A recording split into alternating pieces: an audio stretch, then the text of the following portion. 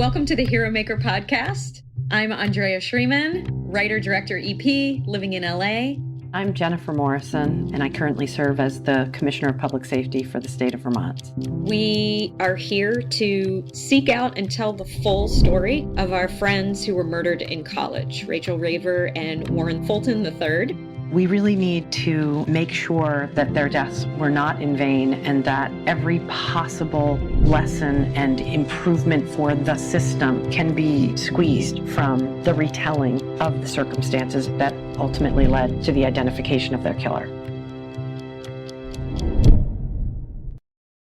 Well, hello, Jennifer. It's really good to see you. Hi, Andrea. Good morning. I see you have your kindness t-shirt on. Yes, it says kindness matters. It reminds me as I'm making my way through the day to be nice. And when you wear a shirt that says kindness matters, you can't even give people a dirty eye when they're being idiots. So I'm just going to be a ray of sunshine today everywhere I go. What would have you not be super kind? Like, meaning, I know you have a stressful job. Oh, I don't think my job is what makes me occasionally ornery, think unkind thoughts. Yeah, I think one of the problems is that anything that I'm thinking in my head, you can see either on my face or in my body language. I would never be able to be a poker player. I'm very transparent. And there are certain pet peeves, like we were in line while this person's groceries were getting rung up for like 15 minutes, and they waited till the very end to open their giant messy purse, fish around for a checkbook, and then write a check. So it added like 4 minutes to this transaction when the check could have been totally written and just fill in the amount, things like that. And I'm sure that my face was saying, ugh, to that person. So today I can't let my face say anything like that. Now you have 7 Kindness Matters t-shirts. I only have the one, and it's pink, so I don't wear it often because I'm not a pink person. But well, it's very nice to see you, and I can definitely feel the kindness resonating. We actually have a series of police leaders that we're interviewing in the next few weeks, and Jeff is our first of this series. Chief Swoboda is the chief in Fort Collins. He also was in Elgin, Illinois, right outside of Chicago. I think it's home of Motorola, or close. I got really excited about him for a number of reasons. We had a really great intro conversation, but he started his own police academy because he saw a need for it in Fort Collins. He's hopefully going to share a lot about it, but this police academy is focused. You know how you said that use of force or that training is used like 1% of the time when you're a police officer? Mm-hmm. And the rest of the time, it's all those soft skills. Mm-hmm. Well, he recognized that a lot of the police academies were really leaning toward the hard skills, the 1% skills. And he felt like he wanted to start an academy that emphasized the peace officer side of the job. That's great. I can't wait to hear more about it. I know. Well, for me, you and I had that little back and forth on the silhouette of the police officer in 2023. And so this is something that's very meaningful to me to hear that someone sees this gap and is filling it. Well, let's jump right into it then. I can't wait to hear more. Let us introduce you to Chief Jeffrey Swoboda of the Fort Collins Police Department. All right, here we go. Thanks for being with us. You and I have a mutual friend, an amazing, very diligent friend who's doing incredible work in the diversity, equity, and inclusion, among other things, world in Chicago right now. Denise Barreto, yes? Yeah, we do. I talk with Denise regularly. She's great. Yeah, she's awesome. So you used to be a chief in Elgin, right? And now you're the chief in Fort Collins? Yeah, I came on as a police officer back in 1992. And then was there a total of 26 years. And then the last 8 years, I was the police chief. And then 5 years ago, I looked around the country and found Fort Collins as a place to try something new and try a new area of the country. And I've been here since then, since 2018. Wow. So you've got a long history in American law enforcement. 31 years now. I can't believe it. I got you by a couple, but not by many. All of the subject matter aside, what did you think about the change from metropolitan Chicago out to Colorado? Very different culture, different attitudes and things. And I really love the Colorado outdoor lifestyle. So much is outside and people are super friendly. One thing kind of moving from the Chicago area to here is people are really friendly. And I got to be honest, I was a little bit like, okay, what's this person want? What are they up to? But I was suspicious. Yes, it's really just that people are that nice. So that's pretty cool. That's great. Well, I'm glad you made the move and got to see a new part of the world. Yeah, thank you. Jeff, can we just back up a little bit? I would really love to know what got you into law enforcement. Why did you choose that as a career path? The short answer is my neighbor was a police officer and he was an older brother. And I always had plans of being in the FBI. That was kind of one of the things I was going to do military. Then realistically in high school, thought I'd going to do the FBI and found that the best way through that was probably through local law enforcement. And my neighbor was a police officer, so I was able to go on some ride-alongs with him as I was probably a senior in high school or then freshman, sophomore in college. As I've thought a lot about this question, one of the things that really I think was a bigger influence on it than I made out at the time, when I was a kid, probably about in fourth or fifth grade, my dad had a heart attack. And my aunt and uncle were dropping me off back at home after a day of working with them. I used to go over and work on weekends and make a little side money. And I saw the ambulance in front of my house and squad car. My dad was having a heart attack. He survived, but they were working on him. And at the time, the police officer pulled me off to the side and was really kind of like, so where's your mom? And she was working. He's like, do you have brothers? But he just sat with me for a while and talked, and he didn't leave until somebody came home because they took my dad. It just had such an impact on me that what a police officer can do, even though it wasn't really a police call, police officers have impact all the time, whether they're on a call or not. And so that, I think, had a bigger influence on me than I even realized. And it was probably in the past 10 or so years that I really thought about that incident, because it really has an impact today on even how I carry myself or how I take the time to talk to people. Yeah, that's incredible, particularly your thought about doing a few years as a local police officer and then going on to the feds, because that's exactly what my career path was. I was going to be a Secret Service agent, having done an internship with the Secret Service in college. And they all of my mentors there said just that. They said, go get a few years of street experience and then come back to us. And I haven't made it back to them yet. And I think I'm too old now. What's funny is they eventually then did come calling. I just made sergeant and I was on the job about 10 years. And then they came and they offered me a job. And it was so hard. I was back and forth and talked to a lot of people. And they're like, you're on a pretty good career right here. And you could go be a small fish in a big pond. And that would be a great career. Or you could stay here and have a bigger impact. And I stayed and it worked out. But I did have the opportunity. So I have the letter. I haven't framed it, but I'm thinking about it. Whenever I tell that story, I'm like, I need to frame that letter it said report to Quantico, Virginia at this date. And I said no. So that was a hard couple of weeks of soul searching. That's actually a huge yes, like in the form of a no, right? Because you really stepped into your leadership role and wanting to double down, triple down on where you were and the impact you could have where you were. That's really beautiful. Yeah, community policing, that being a philosophy versus a program and letting it be a part of everything you do rather than just a one-off, to this day has had a huge impact on my career. That's great. Jen, I'm sure you have a lot of questions for Jeff. What's on the top of your mind right now? How we met Jeff is through a relationship. You both have somebody in common.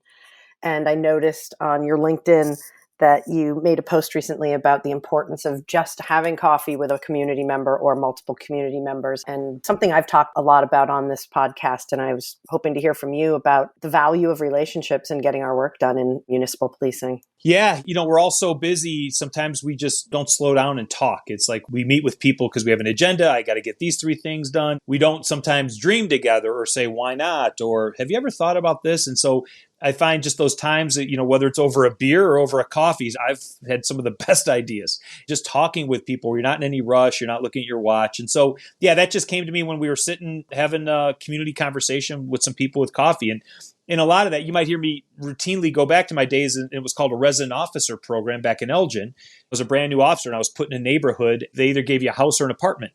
You were able to work whatever hours you wanted. They gave you a squad car and a police bike or told you to go out on foot, but you were able to patrol a small area of town. And the chief at the time, Chuck Gruber, said, just go improve the quality of life, go make a difference, find out what the issues are and help the community solve them, and make sure people don't dump on you to solve the problem. Make sure you push back and say, together, we're going to solve this. And so I had found from an early age, just sitting on a front porch with someone and talking and not being worried about the radio and saying, I have to go, there's another call holding. And if you can just invest in people and take the time, I think so many relationships are just solidified. At the same time, ideas come about and big things can happen when people work together. So even when I'm now a police chief and just having coffee with some community members, I just put the phone away and just talk. And I always leave either not just fulfilled myself, but many times with kind of a to-do list, like, yeah, we should try that, or why don't we? Or we tried it a long time ago and it didn't work, but it doesn't mean we can't try it again. So take some time and talk to people and form relationships. Nothing's ever accomplished alone, right? So having people you're working with, that's where it happens. Yeah, and it really speaks to the fact that we have to co-produce public safety with the public, not just produce it for them. If we are really going to have safe, resilient, healthy communities, we have to be one player. So having good relationships is the only way to get things done, in my estimation. Yeah, I go back to Robert Peel and the principles, and the one that my favorite is the police are the public and the public are the police. The police are just those people paid to give full-time attention to the duties that are incumbent upon everybody. And so to me, that just says it's all of our jobs to be safe and have communities that we can be proud of. And if there are issues, we solve them together. The police are just the ones who do it full-time and do the heavy lifting. But it doesn't give community members an out to not do anything. And it has to be done together or it's not going to last. So absolutely. Jeff, could you possibly give us an example of something that came out of one of those front porch conversations, either in your current community or in Elgin, a program or a fix or collaboration that made a difference? Oh, man. So many, and they might seem minor at the time, but when I was a resident officer, the neighborhood, when I first moved in, was mostly African American. We had a large group of Hispanics, and they didn't speak English. And so what we were finding is kids were not doing well in school because the parents couldn't help tutor them. They couldn't help them with the homework. And so, again, dating myself, I'm going back, 25 years. What we did is started just a tutoring program that had people fluent in Spanish. And I'm always a student of learning Spanish. So at that time, I was getting very good at it because I had multiple kids and they could speak both and they'd help me. But we started programs to get kids to do that where they enjoyed it, and then they didn't have a basketball coach at one of the schools. And so I said, I can do it. I played basketball through high school and college and I love basketball.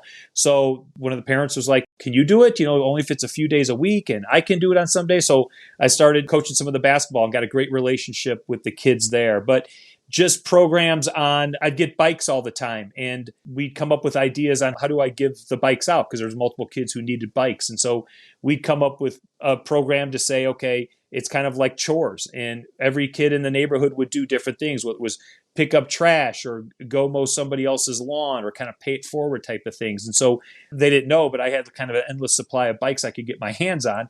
And so we were able to have kids do some nice things for their neighbors and get rewarded. And then also have the person do a personal thank you to the kids. So there were just so many ideas of why don't we try this? Why don't we try that? We did one with Citizens on Patrol. We had multiple people who went for walks in the morning or took their dogs on walks at nighttime.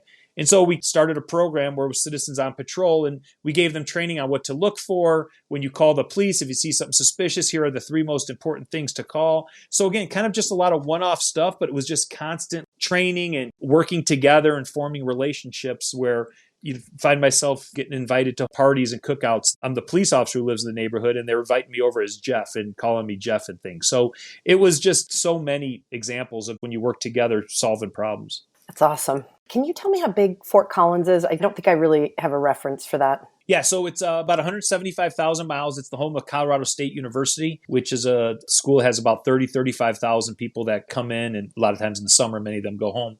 But we're about 50 miles north of Denver.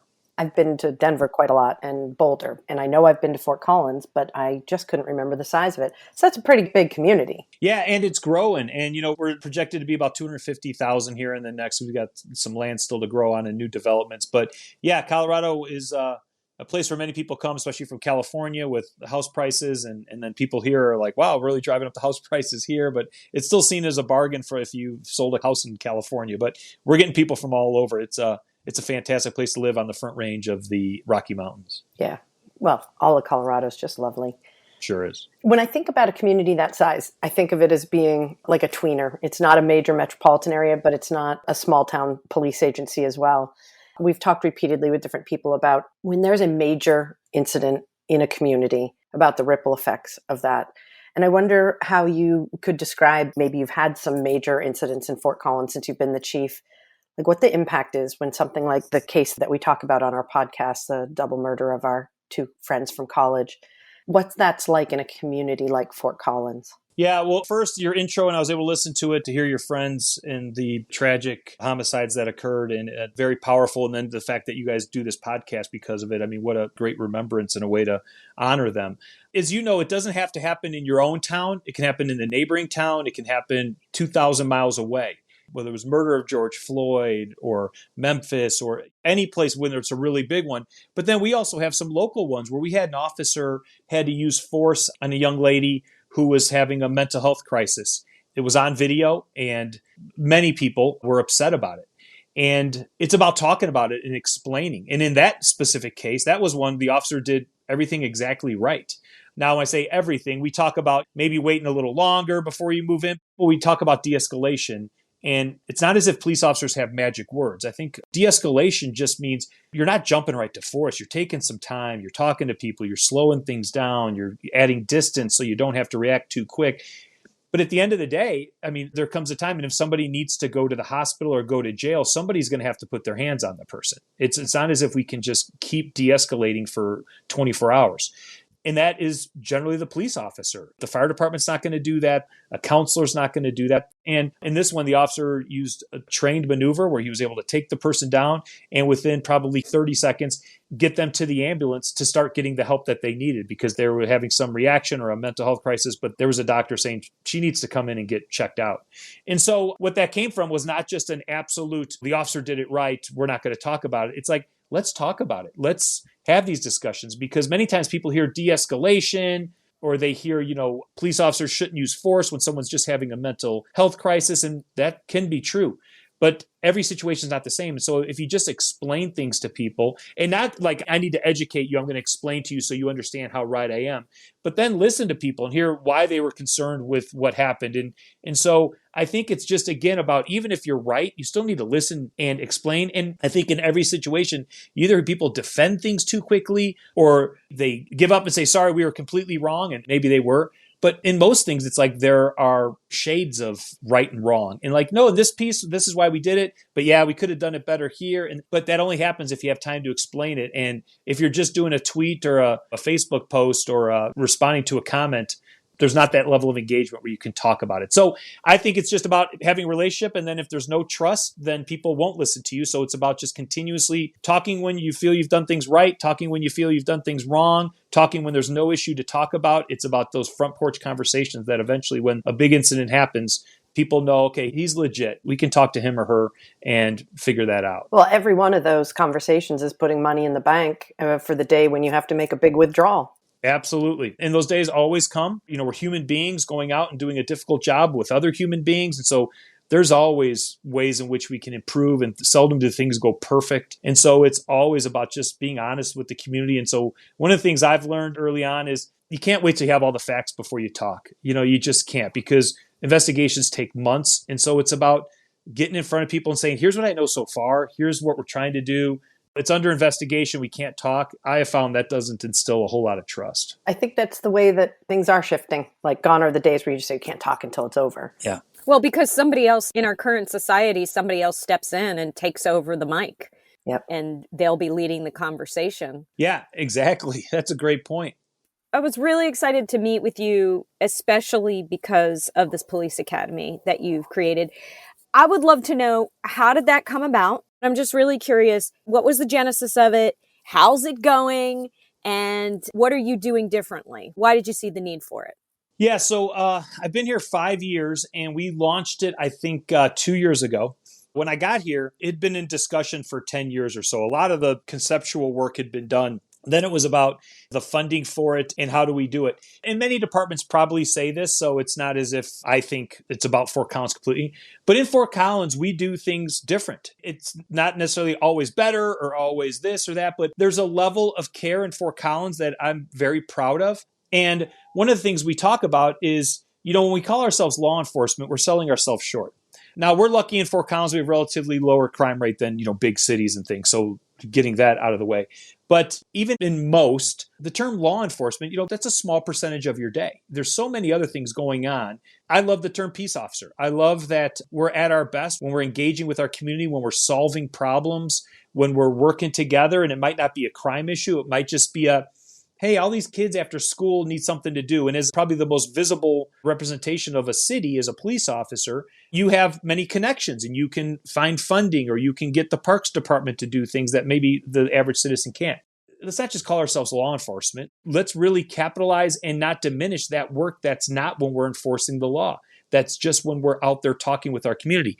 And so what we spend a lot of time on in our academy is just, what does it mean to be a peace officer? What do you think are the expectations are of a police officer in this community? In this community, it's like most things, prompt response, professionalism, empathetic. I think in where we're trying to go and the people we're trying to hire, it's a bit more than that. It's, again, if we can solve problems that are not just about violations of law, I think we can really continue to build a cohesive community. And one of the examples is, and we're not there yet, but if somebody doesn't pay their rent and they need to be evicted, the police come and they help the landlord, and there's eviction paperwork done and the person's stuff gets removed. But if a person calls the police and says, I can't pay rent and it's due tomorrow, where do I go? What do I do? That would send a dispatch center in most places kind of like, well, I don't know. Did you try legal aid? Yeah. And wherever that means, legal aid, and what number is that? And so what we're trying to do is really build in specifically, and hopefully we can talk about our community service officers, really build in this idea that call shouldn't send us for a loop. Like, we should be experts in that. Okay, you can't pay rent. Okay, here's a rental assistance program. Here's the number. Make sure you call today. They're open till 5:00. Here's the number. If you call, and Jennifer's working, talk to Jennifer, let her know you talked with me, and really say that, hey, it's due tomorrow. And let's help them instead of just, well, that's not our thing. But if a landlord calls and says they didn't pay rent and they need to be out, well, okay, we'll be right there. And so I just feel like so much of the system is we're a part of is set up for just absolute response. And while that's important, and we spend a lot of time in our police academy, I think it's also really rich dialogue is, what are the things we can do that we're currently not doing? That if we swam upstream and figure out why are the people falling in the river, you don't need more people down below pulling people out. So let's have the upstream conversations about these calls that you're going to.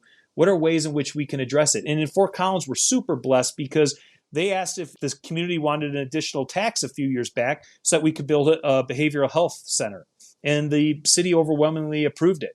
And so we've got this beautiful building that we're about to cut the ribbon on here in a couple of days. That's just one more place where we can bring people who aren't committing any crime whatsoever, but are struggling with some type of emotional issue, mental health, you name it. And we can bring them over in 24/7 and get them some help. So the officers need the resources. And so all of that is to say, what are we doing different in our police academy? We're learning the nuts and bolts of policing and use of force and the code for driving. And then we're also saying, what does it mean to be a peace officer? What are the things we could be doing that would reduce the amount of times we need to respond to domestic violence and those things?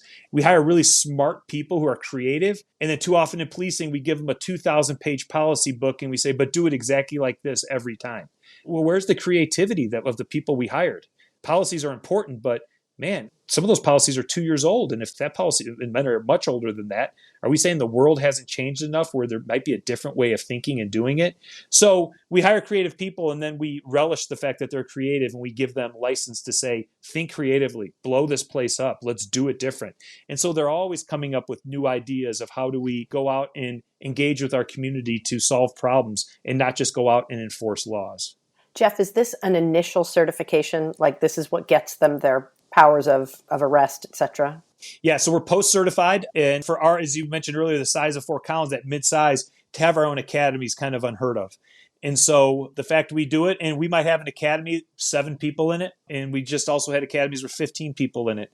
If you just look at the dollars and cents of it, you might say, well, that's a lot of money being spent for 7 people. Do you know if you don't do this right, the damage you can cause, what one officer can cause in the community? No, if we can train these 7 people and have them have these discussions and think differently, man, we are unleashing 7 people into the community with this mindset of let's solve problems, let's work together. The cost is so well worth it. So exclusively Fort Collins police officers, you don't allow other communities to send their recruits to you? No, we don't. And neighboring communities are asking because they see what we're doing. And we talk a lot about history of policing and what does it come in, when people want to talk about the issues with police and race or, it's history, it's like, well, it's history for some, but it's life for others. In Fort Collins, there were signs in our downtown area that people still remember that said, no dogs or Mexicans. Well, we were the ones who came when somebody violated that. To suggest that, that's the old days, we shouldn't talk about it or we shouldn't recognize it. We do talk about it. And we say, yeah, there are people in this community who emotionally remember that. It wasn't just a history book thing. We are so Fort Collins centric with things like that. I've already told area chiefs, if you come, they're going to learn the history of Fort Collins. It's not, we're going to start just watering that down, because that's the secret sauce. And then they're going to come work for me because they're going to like what we're doing. So you might not want to send your recruits to me. If I was them, that would be one of my concerns. Yes. Well, but insert here, right? Is there a way that you can replicate what you're doing to benefit the neighboring? Have you started thinking about that? Yeah, we started taking them in for certain areas. If one needs kind of a, hey, we've got this person, can we send them back through your portion of this academy for this or for that? So they can pick things up. Like one was for a firearm related issue, and they came and worked with us. We've had issues, and I know in policing in the past where, it's kind of called Attitude 101. And people generally don't sign up for that class themselves. They get sent there when they don't have a good attitude in police school. Sending them to charm school. Charm school. We talked about, hey, if people want to come and hear that initial thing about what does it mean to be a peace officer? What are the expectations? I can remember a story where I was on my way home from work and an officer was out in a traffic crash, and I got out to see if I could help. I could see one of the guys was in the car and his car was totaled. He was okay. He was by himself. He seemed pretty upset and kind of sad, and I went over and talked to him. And again, I'm talking about the driver who was in the crash, not the police officer. And I went over and talked to him, and I'm like, you okay? Is the car? And he's like, no, it's my daughter's, it's her first softball game, and I was supposed to be there. And I'm like, well, all right, where do you live? And he lived in the next town over.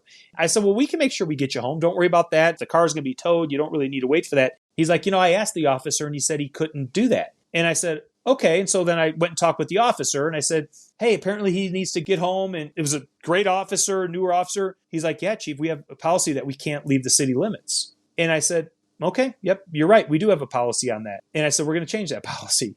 And so it was just a great example of, and I told the guy, we can get you home. Don't worry about it. And he was super excited. But we have good policy for the reason that, yeah, we don't want officers driving outside the city. Your job is to be in the city. And so it was like, if unless an emergency or without the supervisor, but the officer just like, I'm going to follow the policy that says we don't leave the city. Examples like that I think if we're having good conversations with our officers and our dispatchers and our community, we can find out where these holes in what's right and versus what's in policy, and we can address it much quicker. So I just want to talk a little bit more about the structure of the academy. Is it a residential academy, or is it a Monday through Friday, 8 to 5 academy? Can you tell me a little more about what it looks like to go through that academy? Yeah, they have some things on weekends when that's the only way it works, but it's all of our instructors. So it's Monday through Friday. They show up, from the time someone tests to be a police officer with Fort Collins, they're with us the whole time. So through the recruitment process, we do our own backgrounds. We don't hire that out. They're always dealing with a Fort Collins person. And then from the day that we train them, it's in our police department. We have a large DT room, and we've kind of taken that over. We're lucky enough also to have a training center that we just built a few years back with a neighboring agency.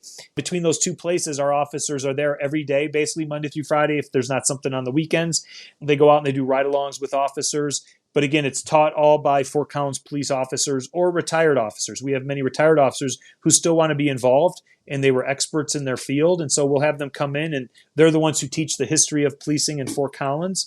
And they're also the ones who sometimes bring up other type of, if they're good in training. So they have to apply, and we allow them to come in and train our new officers. So it's all Fort Collins police officers and all inside our own buildings. And what's the duration from the time they start the 22 academy? weeks. 22 weeks. Yep, 22 weeks. And I think it's going. But it's not residential. It's Monday through Friday. Monday through Friday. They go home to their own home at night. Yep, they drive home at the end of every day.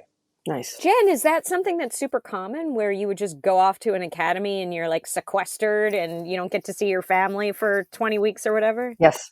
I don't know how common it is anymore. I can tell you that there is one police academy in the state of Vermont, and everyone who is certified in the state goes through the police academy. They run 2 classes a year, and it is a residential program. You show up on Sunday night and you don't leave till Friday at 4:00. And that is currently the only way to be certified as a law enforcement officer in the state. But I can imagine if there's only one location in Vermont, people are coming from all over, and the distance you might have to travel to go home. Yeah, that makes sense for the size of your state.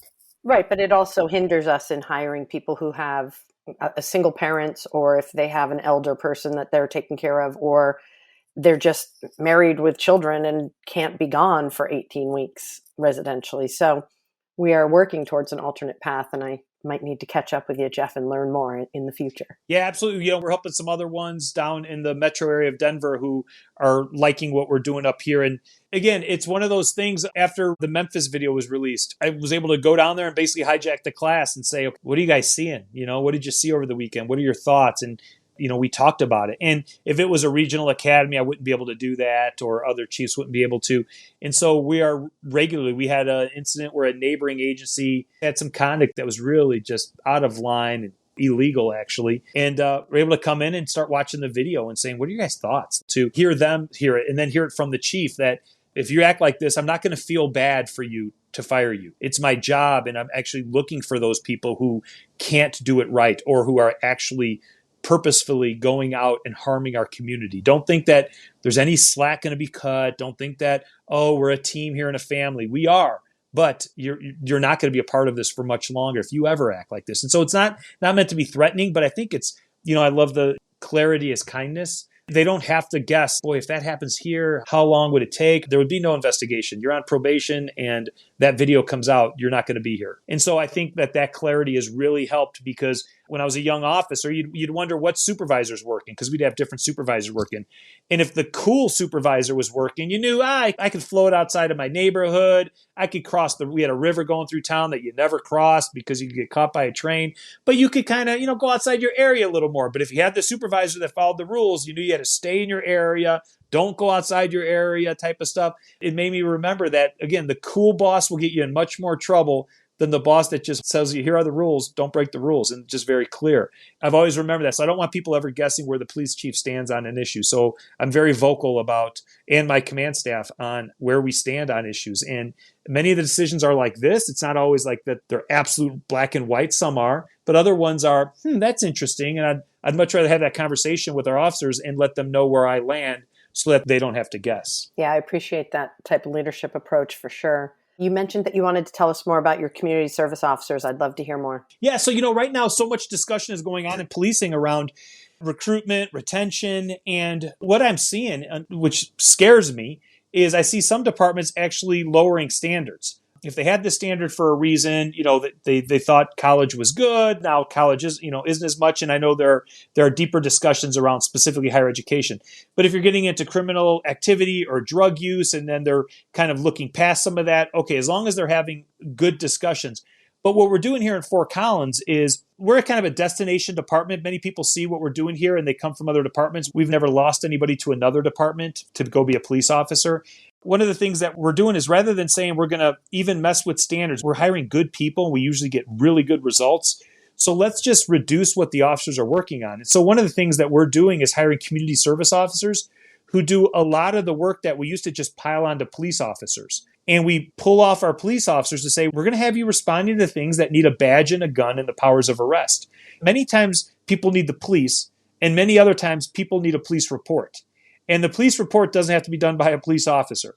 And so what we're doing is looking at all those calls for service. And quite honestly, as we look at it, it's probably close to half of all the things we have our officers doing are things that don't need to be a police officer. We just look around, we're like, who else is going to do this on 7 days a week, 24/7? Oh, let's give it to the police. Let's give them, 40 hours of training and we'll hand it off to them. They'll figure it out. Well, now what we're doing is saying, you know what? When it's an emergency, someone needs help, we're going. It's a police officer, all those things. But if it's something else, if it's a traffic crash, that's a community service officer. If it's somebody backed into your mailbox and there's no malicious intent, we do so many police reports for insurance companies, and it doesn't need to be a police officer. Mm-hmm. Right now, there are many people who really find that niche. They're like, that's a perfect job. I don't want to carry a gun. I don't want to arrest people. I don't want to use force, but I want to help my community. When somebody's having an issue, I want to help them. And so we're now spreading the word on, if you want to be a community service officer, it pays well, pays less than a police officer. It doesn't have the inherent risks or the amount of training. But now we're having people who are out there who want to go to traffic crashes, who want to go to these minor calls, where many officers are kind of like, this isn't why I got in the job. I'm so busy with some of these busy work, I can't be proactive and actually out there trying to do real police work. And so what we're trying to do is kind of pull off a lot of the stuff that doesn't need a police officer. And we're basically doubling the size of our community service officers and not reducing any standards, not making it easier to be a police officer. We're doing a big initiative called 25 by 25, which is 25% of all police reports will be done by citizens themselves. They go online and they write their own police report. I like to say, if you're going to go travel across the country tonight, you're not going to call a travel agent. You're going to go on the airlines. You're going to make your own ticket. People are well versed in going online. So if we have drop-down menus and short narrative spots, we can have citizens, and then they do it whenever they want. They're not waiting for a police officer. There's not a response time issue. And it's still reviewed, and still reviewed by our records people who are well trained in what it takes to have a police report. And they can't do things, if somebody's injured, if there's a wanted person, if, that kind of stuff. But 30% of our calls reports are very minor that the average citizen can do. So we're starting slow. We're doing 25% of our police reports are done online. So my whole point in all that stuff with CSOs and online report, it's how we're addressing the issue of police retention and recruitment and how busy they can be, is to pull off all those things that don't need police officers. And we're finding a lot of success with it. That's great. But I'm also hearing a ton of efficiency in that, just in terms of financial efficiency. Did you have like a partner in the city, in the structure of the city, who helped you with that? Or is it just all coming from you? No, seldom are the things coming specifically from me. We talk about having our own board of directors. Like every person in life should have their own board of directors. The people that they go to are kind of the thought partners that you have. And many of my thought partners are police officers in roll call. They're some of the most creative people we have are police officers. They can figure out how to get things done, especially if they can identify somebody else to do it.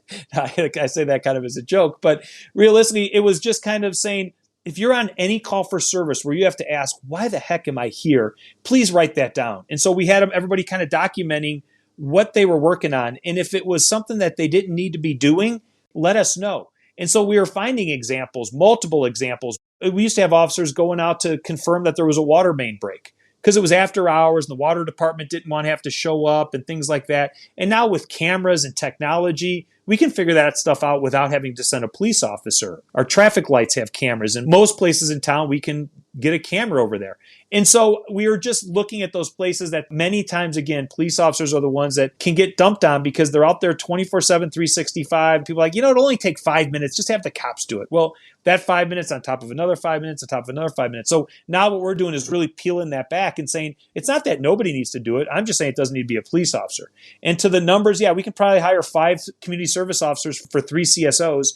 And because they're handling a lot of the things that officers necessarily don't want to go on, because they're not really law enforcement, they're not really why they got into policing type of stuff, they're even saying, give us more CSOs. If we have people to handle the traffic crashes, as long as nobody's injured, nobody's drunk, things like that, that can be a CSO all day. So we're getting big buy-in from our officers, and the people are lining up to do that job because it's a fun job. They get to go out, drive around in a quasi-police car. Their markings are clearly they're not police officers, but they're able to go out and help people in their time of need. So we're getting people, retired teachers. We're getting people who still want to be out there and actively help their community.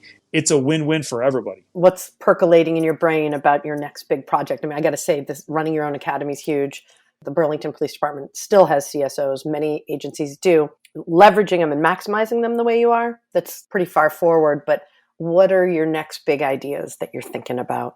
We've got a couple, and most of them are around the, I'll just throw them out. The first one is that body cameras become police reports. What I say is we go to a call for service and we have body cameras on and a person tells us what happened. And then we go back and we write down what the person told us. And then people think because we wrote it down, all of a sudden now it's more official. And there are so many things that happen that are never going to court. They're not going to be necessarily investigated. And so what I would like is for our body camera to be the police report. We give it the number. And then when somebody says, hey, I want my police report. Okay, here's you talking to an officer. Why we make officers go back and rewrite what we were just told when we have a video of what we were just told, it's backwards. Well, with AI, actually, Jeff, there's no reason why it can't be written down immediately after it's recorded. AI does that. Yeah, and there is a very large body camera company that is working on that very thing where it takes the video and then gets it all written out and transcribes it into a written form. And sometimes because a conversation could be kind of back and forth or people walk, there are probably going to be some issues with that. Even so, I'm just wondering, why does it need to be on a piece of paper? What makes that more efficient? If we're looking for somebody who just did a crime and they have red shoes, well, the video doesn't allow us to kind of do word search so much, and I'm sure that's changing. And like you said, with AI, we could probably do a video had red shoes in it. But when it's written down, you can search for red shoes and find any police report that had red shoes. So there are times where a written police report makes sense. But there are many other times we go someplace, somebody tells us it. It's like, why isn't that the end of the story? Okay, and it's not any more official because you told us it. Yeah, somebody knocked down my mailbox. Okay, do we have any video? There's no Ring doorbell. Okay, why do I have to go write down now that somebody knocked down your mailbox? If the insurance company wants a copy of that, here's the video of the homeowner saying somebody knocked down their mailbox. And so that's one of the things. Let me just say this about that. Mm-hmm. It also solves the problem that supervisors encounter a lot, which is one of the involved parties does not like the way the police report got written. And it's not that they're disputing all of it, but they're like, but he left out this and it was really important, or that's not exactly how the order in which I said things happened, right? So I like that it's more sterile. It's more true to whatever was told on the scene, right? And it takes out the faulty memory of a police officer who's seen 6 shiny objects between now and then and handled 8 other calls for service before they actually have time to type the report. Yeah, absolutely. And that's a big issue, as you know, in policing is somebody calls and they say, yeah, he left this out. Or especially if somebody wants to change their story or there's a domestic and now people are getting, well, I didn't say that or that part. Well, here's the video of the whole thing. I mean, that's what we're doing anyways. We kind of go back to the video. But it's this other thing that as we're trying to free up officers' time, we make them go back and regurgitate the whole thing for some reason that doesn't exist anymore. You used to not have video, so you needed to write down what happened. Well, now we got a video of the entire encounter. I'm even to the point where you have a quick sheet in front of you. So you say, after you get the whole story, so it's not too informal, okay, now I'm going to go through just so we can have a short version of this for our records for if somebody ever wants this. What's your name? Blah, blah, blah. What's your date of birth? Okay, short, what happened? And so now it's very chronological versus just giving it out, the officer driving and pulling up, walking up, where now somebody has to watch a 1-hour video to just figure out what happened. You can do a very shortened video at the end of the encounter, and that really becomes the police report, or at least most of it. Yep. An executive summary type thing. Exactly. Yeah. All right. Give me one more idea that's percolating, because I know you're full of them. Yeah, my other one, and again, I don't come up with all these, but through just solving with people, we spend so much time with collecting evidence, and evidence is a big part of policing. And now people want everything taken. You know, when we have a crime scene, if there was a crime scene in my office, it's okay, we need that desk. It might have some blood. We're going to take the desk. We're going to take the chair. We're going to take the door off the hinges. Well, evidence rooms start to fill up and space becomes a premium. I mean, you go into most evidence rooms, unless they've been built or added on in the past 10 years, they're filling up. Back in the day, if you did a search warrant at somebody's house because they were selling drugs, you'd get maybe the drugs if they were still there. Maybe you'd find a weapon. You get some indicia that they live there. You get some mail off the desk that shows that this is their address, and you arrest the person. Today, you're doing cell phones that later need to be downloaded. You're doing the routers because you want to see what other cell phones have hit on it. You're taking their home computers because that might be where they keep their ledgers on it. You're now, when you used to take 3, 5, 10 pieces of evidence, it's not uncommon to have 100 pieces of evidence come in on a thing. Okay, so what are we going to do with evidence in the future? Why can't we have footage, whether it's just drone driving through the area, but actually really good video where eventually people have virtual reality glasses on a jury or when they want to review what it looks like, that they can then walk through the house to see exactly what it was like without actually having to go out to it. You can have the gun right in front of you if that's what you're looking at. I mean, gun's easy enough, and that's probably a serious crime, so you can have it. But if there was a baseball bat that we wanted to look at, put on your glasses, here's the baseball bat, here's what it looks like. And now we're storing everything electronically, and we're not necessarily having to keep that item forever or bring it into court. And I think if we can continue to map items and be able to have a digital version of that item, we can then really free up a ton of storage that isn't needed. So I'd love for us to get to a little bit more, rather than taking the desk and now having to store a big desk in an evidence room. How do we store that digitally where it keeps it still completely accurate where it is, but we don't need to take it and move it and build new buildings to store things that will maybe never see the light of day ever again. Those are just a couple that are bouncing around with us. And then we just had a ton of ideas that we want to do with our community. And I'm going to go way out there, but I just had a conversation with a resident who's frustrated with people parking in handicapped stalls because they're handicapped and they're disabled and they want to be able to park there, and this person doesn't have a placard. Why can't they write them a ticket? Or why can't they take a picture of the car and the video and the license plate and just get it to us and we'll mail out a ticket? Does an officer really need to drive across town to look and say, yep, that car is definitely in that spot and there's no placard? Or can that person just videotape it and send it in to us? So just things like that. How do we do some force multiplication that everything doesn't need a police officer now that we have video and the access to things we never had in the past? I love that so much. And I really admire, I'm jealous really of the situation that you two are in where, you talked about in the beginning, do you want to be a small fish in a big pond, or in both of your situations, a big fish in a small pond? I live in Los Angeles, and trying to get anything done here feels like it's so overwhelming. The fact that you can actually change the code so that someone can take a photograph of someone violating that municipal code of parking in their spot is amazing. And I wish I could do that with the people who don't clean up their dog poop in my front yard. Like, if I could write them a ticket, I'm telling you, my life would be amazing. Yeah, why can't your Ring doorbell that captures that, why can't that be used as evidence and have them show up in court and dispute it?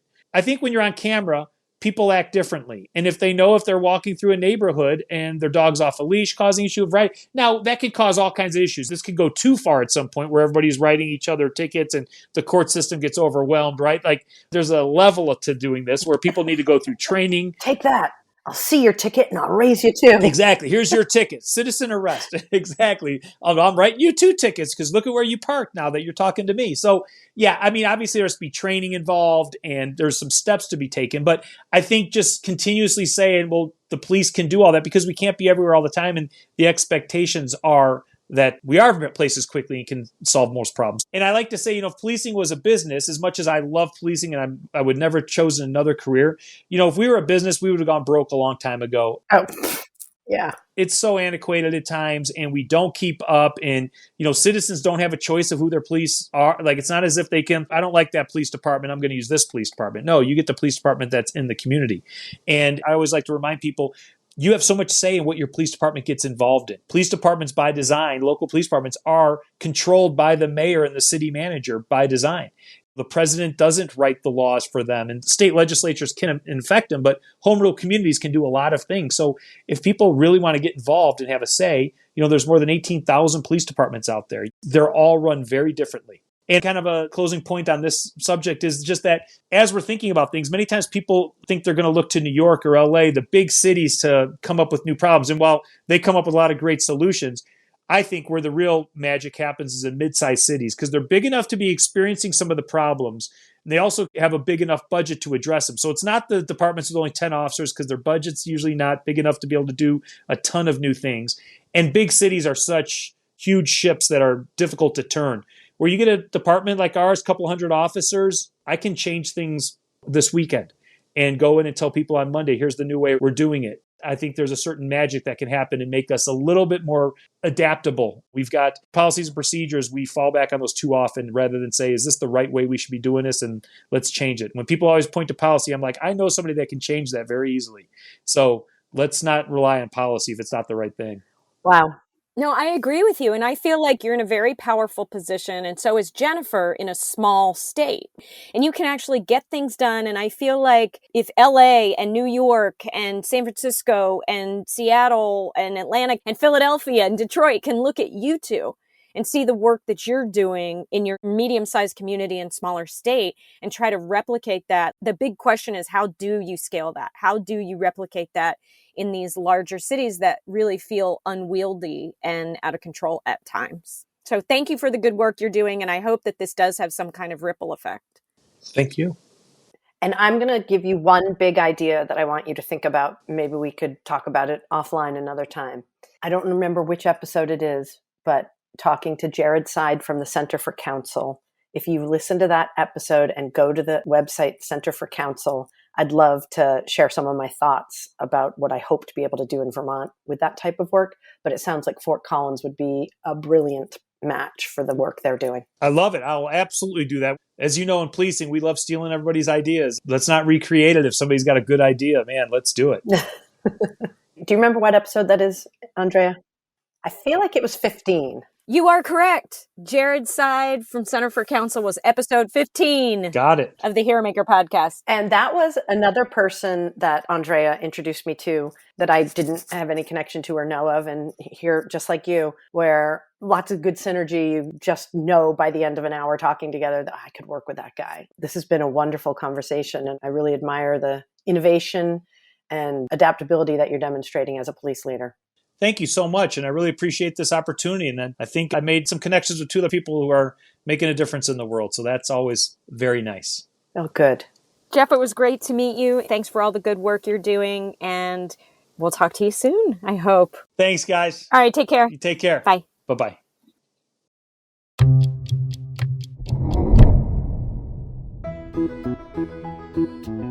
The Williamson County Cultural Arts Commission of Franklin, Tennessee wishes to thank our men and women in blue who help us deliver safe and fun family and community cultural events year-round, including one of the only authentic bluegrass festivals in the country. Bluegrass Along the Harpeth takes place every July and at the Williamson County Fair in August and at the annual Tennessee International Independent Film Festival. Check out our full calendar of events at wccac-tn.org.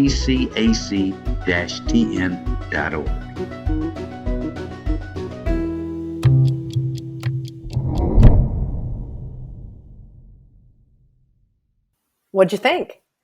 I'm feeling so emotional right now to know that there are police leaders like Jeff who are forward-thinking, who make it a point to hire smart, creative people who are constantly innovating, who are not resting on their laurels, who show up when any time. He doesn't even have to be asked. He just drives by an event and is like, "Oh, they might need my help." I just am so grateful that we connected with him and that he shared who he is and how he's running his department and the collaboration. I'm just overwhelmed with respect and gratitude. You want to know a secret? Yeah. There's a lot more Jeffs out there. I think you need to meet more police leaders. And obviously they're not all as outstanding as he is, but the vast majority of the people that I've connected with over the years as senior police leadership are compassionate, forward-thinking, truly in it for all the right reasons. I'm glad that that's how you feel about talking to Jeff. I'm surprised that that was such a surprise to you. So I think you need to meet more police leaders because you'll find out that that's... Yeah, we don't get to hear the stories of the heroes. And so I'm glad that we're featuring people like Jeff. I agree. And you're right, because the public sentiment is probably much more in line with your perspective than with mine. And putting more of these heroes out for the public to understand what is behind the badge is really important. And I'm really glad Jeff could be part of humanizing police leaders that way for our audience. He is clearly at the top of his game, and he is clearly making a difference in Fort Collins and has a great team, it sounds like, to work with in a great community. I'm thinking a road trip. Yeah, you want to go to Fort Collins and say hey? I think I am. Yeah, I'm thinking a road trip to check out their academy that they're doing themselves, possibly to look at a few other things, and then we can shoot down to Denver. Yeah, I mean, let me know if you're going to go, when you're going to go, because I've always wanted to go to Fort Collins. It really has there are a lot of people who have moved from California to Colorado. Oh, that's funny. I tried to make this joke, actually, but my mic was muted, is that Californians will go anywhere where cannabis is still legal. Well, Vermont, but you can go to Colorado. Oh, are you saying I'm not welcome in Vermont? Not you. Oh, Californians all the people in general. who want to just smoke their dope, the Californians. Right. Not you, girl. Well, anyway, thank you for bringing Jeff to the Hero Maker podcast. He is incredible. And I think our audience is going to be really encouraged that there are people like him across the country leading our police agencies and really driving us towards a brighter future. Yeah. So many takeaways. I'm really pumped. I think part of what I'm tapping into also is an emotional connection to this idea that, you call it top of his game. but he is making a difference. It's palpable. And he has lots of evidence, and he's also creating a legacy because he's not going to be sitting in that chief spot forever. These 22-year-olds and 23-year-olds will be there long after he's gone, but he's training them up in a way that will have effects that he may never see. Yeah, he's training up and influencing a whole generation of peace officers. Yeah, amazing. All right, well, thank you, Jeff, and thank you, Jen. It's always good to be with you. As always. And of course, we have to tell our audience and each other to stay safe. And take care of each other. Thank you, Vicki Rose Sampson, our beloved sound mixer and editor. Thanks also to producer Michael Doherty, who distributes and markets the show. Thanks to graphic designer Jungleen Bay and sound designer Andy Bill. And thanks to Andrea Schreeman, yep, that's me thanking myself in the third person, who books, produces, and directs the show. Please subscribe to the Hero Maker podcast wherever you listen and take a moment to rate us. It really helps the podcast grow. We're also on Facebook, Twitter, and Instagram at the Hero Maker Pod. If you'd like to collaborate or suggest a guest, please email us at media@theheromakerpodcast.com. The Hero Maker Podcast is a production of Prudent Pictures. Thank you so much for listening. If you or someone you know is connected either personally or as the result of violent crime to Alfredo Prieto, a convicted rapist and killer who lived in and around San Bernardino, California, Arlington, Virginia, and Jamaica, Queens, New York between the years of 1984 and 1990, we'd like to hear from you. Please email us at info@theheromakerpodcast.com.